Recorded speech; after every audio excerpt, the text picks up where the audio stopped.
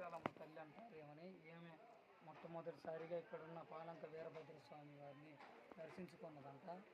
ఇక్కడే సెలైపోయిందని పెద్దల పురాణంలో పేర్కొన్నారు.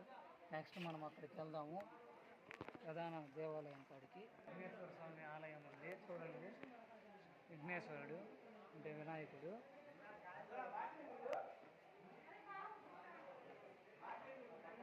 ధ్వజస్తంభం స్వామివారిది.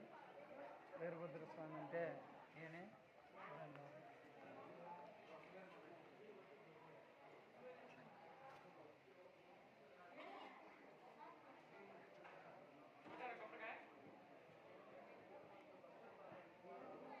ఈయన పాలంక వీరభద్ర స్వామి భద్రకాళి అమ్మవారి దేవాలయం ఇదే ప్రధానమైన ఆలయం.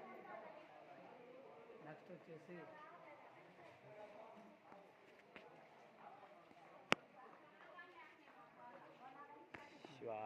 శివాలయం.